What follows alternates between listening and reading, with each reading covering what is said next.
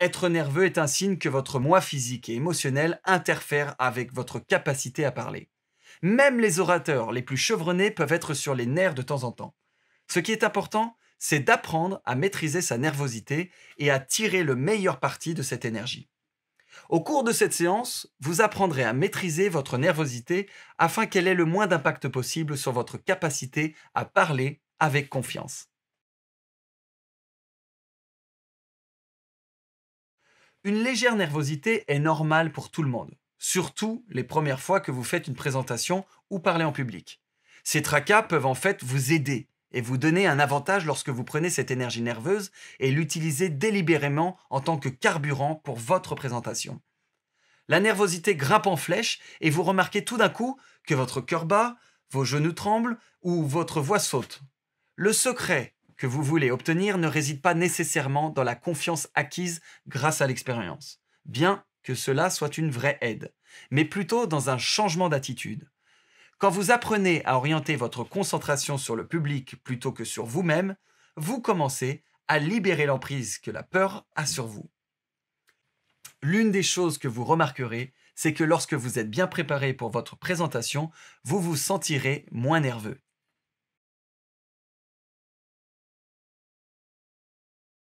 Souriez. Ayez l'air amical et confiant, même si ce n'est pas ce que vous ressentez à l'intérieur. Votre corps va se gorger d'énergie positive et de vos sentiments, ce qui vous aidera à vous recentrer. Respirez profondément pour injecter de l'oxygène dans votre cerveau. Faites semblant. Il n'y a jamais de meilleur moment pour vous parer d'un faux visage d'optimisme et de confiance. Votre cerveau réagira à votre discours interne positif, alors parlez-vous gentiment. Les athlètes visualisent la totalité de leur performance afin que leur cerveau et leur corps puissent se rappeler des sentiments de réussite et les aider à bien performer. Lorsque nous parlons, nous pouvons tirer les mêmes avantages de la visualisation que les athlètes. Attendez-vous à bien faire. Faites-vous beaucoup de commentaires positifs. Rappelez-vous d'une fois où vous avez bien fait. Continuez de penser à ce moment. Parlez de choses qui vous tiennent à cœur, ce qui réduira la nervosité parce que vous vous concentrerez sur le sujet. Évitez la caféine qui peut augmenter votre nervosité.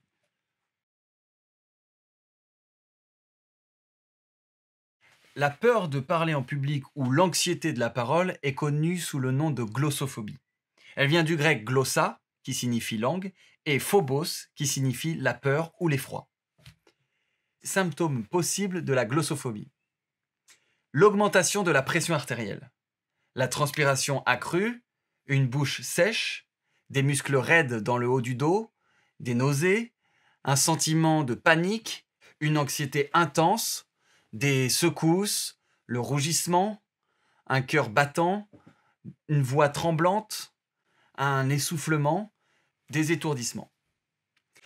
Ces réactions sont dues à un processus chimique naturel dans le corps, résultant de la réaction combat-fuite.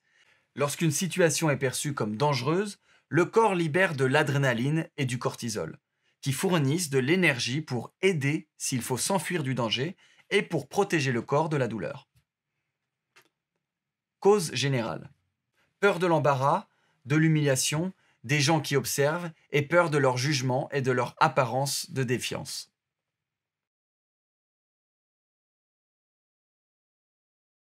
Nous obtenons généralement ce que nous attendons.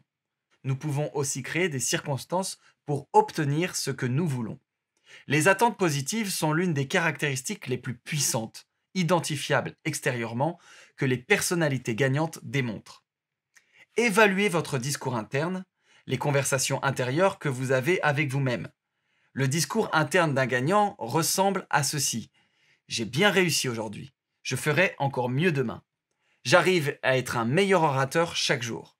Le discours interne d'un perdant est plus susceptible d'être la loi de Murphy dit que tout ce qui peut mal tourner va mal tourner.